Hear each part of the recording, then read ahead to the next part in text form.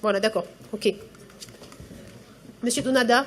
Oui, Madame la Présidente, mes chers collègues, Oui. Réduire la part de production d'électricité à partir des énergies fossiles est une chose excellente pour de nombreuses raisons. Mais il faudra envisager plusieurs aspects à cette problématique. En effet, les panneaux photovoltaïques sont très majoritairement fabriqués en Chine.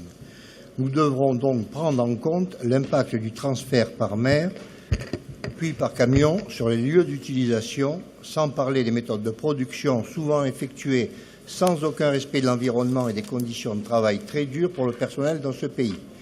Si l'amendement que je vais vous proposer n'était pas voté, je crains que le remède soit pire que le mal.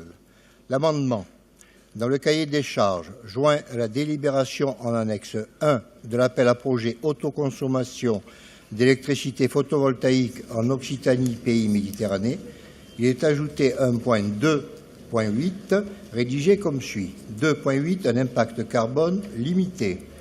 Les projets seront évalués au regard de l'impact carbone engendré pour la fourniture des panneaux photovoltaïques du lieu de fabrication jusqu'au lieu de l'installation sur 30 points. L'exposé des motifs, le but de cet amendement est de privilégier en premier lieu les entreprises régionales et françaises pour que ce dispositif profite d'abord à notre économie.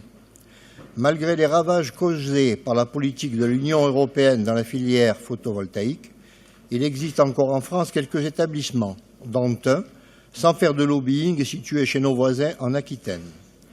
Par ailleurs, l'ajout d'un critère environnemental, l'impact carbone, dans ce cahier des charges, s'inscrit dans la logique de cet appel à projet, comme dans la démarche en faveur du développement durable de la région Occitanie, sans contrevenir aux dispositions européennes interdisant le fabriquer en France. Je vous remercie, Madame la Présidente. Merci, Monsieur Donada.